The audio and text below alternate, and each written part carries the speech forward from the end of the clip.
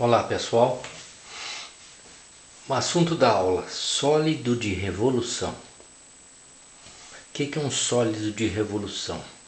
É o sólido que a gente obtém quando uma curva, no caso aqui é uma reta, quando uma curva gira em torno do eixo X ou gira em torno do eixo Y.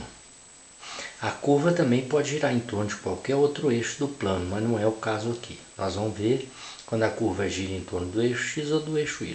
Então veja o exemplo. Aqui uma reta, certo? Cuja função é f de x. A equação da reta é f de x. Essa reta girando em torno do eixo X, o que vai produzir? Vai produzir aí um cone. E o intervalo de integração vai de A até B. Veja aí. O volume do cone é dado então pela fórmula. Essa fórmula é uma fórmula geral para todo sólido de revolução quando ele gira em torno do eixo X. Vou explicar na próxima folha. O volume do cone é volume igual a π integral de A até B da função f de x ao quadrado dx. Então vamos lembrar, quando você calcula a área, é integral da função. Quando você calcula o volume, é integral da função ao quadrado. Beleza? Porque é uma área que vai percorrer um determinado intervalo. Entendeu isso? É a área, aí no fim fica o quê? A área vezes a altura. Por isso que é integral da área. Veja lá.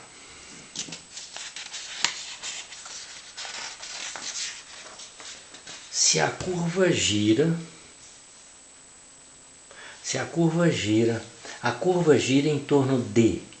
Quando a curva gira em torno do eixo X, a fórmula é volume igual a π, integral de A até B de f de x ao quadrado dx. Chamei de 1 essa equação. E quando a curva gira em torno do eixo Y, olha o que muda aí.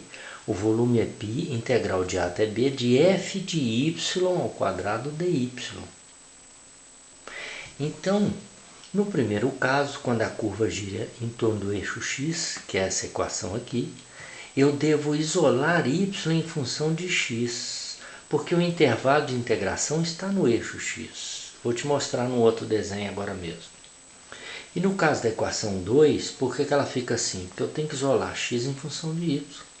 Porque o intervalo de integração está no eixo y. Eu preciso de valores de y e não de x.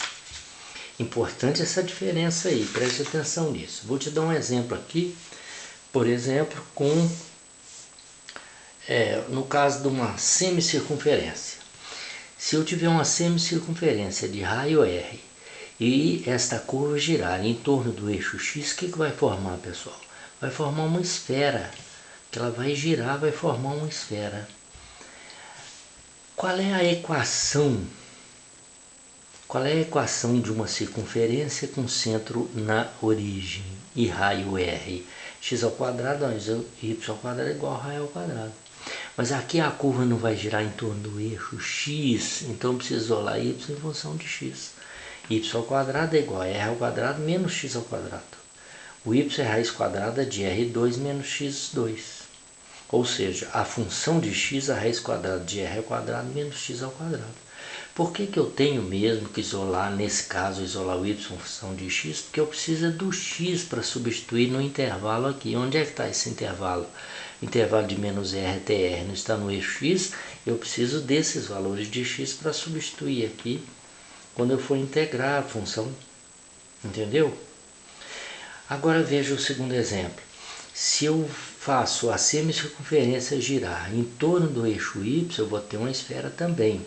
Só que agora o intervalo de integração está no eixo y, de menos r até mais r. A equação da circunferência é a mesma. Então agora eu tenho que isolar o quê? O x em função de y. Então fica x ao quadrado igual a r ao quadrado menos y ao quadrado. O x está ao quadrado, então x é o quê? Raiz quadrada de r ao quadrado menos y ao quadrado. Então, quem é a função de y? É a raiz quadrada de r ao quadrado menos y ao quadrado. Porque nesse caso eu preciso dos valores de y do intervalo que está aqui no eixo y. Eu preciso desses valores do eixo y para substituir aqui quando fizer a integral da função. Entendeu isso? É interessante isso, preste atenção nisso aí, viu? Preste atenção nessa diferença. Então, fixa lá. Se a curva vai girar em torno do eixo x, o intervalo de integração está no eixo x. Por isso que eu preciso isolar y em função de quem? De x. Para que eu possa aqui na função f de x substituir os valores de x que estão no intervalo do eixo x. E se a curva vai girar em torno do eixo y, aí eu preciso fazer o contrário. Eu preciso isolar x em função de y. Para que no final eu tenha uma função em termos de y, para que eu substitua os valores do intervalo que estão no eixo y. Beleza? O próximo vídeo nós vamos ver o volume da esfera utilizando a integral da função da circunferência.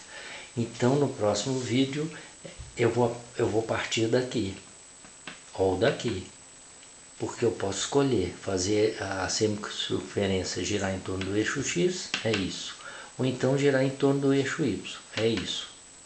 Beleza? Nos dois casos, se eu integrar a função nos dois casos, naquela fórmula que eu te mostrei do volume, vai dar exatamente o volume da esfera, que é 4/3 de πr elevado ao cubo. Beleza? Então é isso. Volta a fita, vê o que eu expliquei, preste atenção nos detalhes. Tá certo? É isso aí, pessoal. Bons estudos. Até a próxima. Tchau, tchau.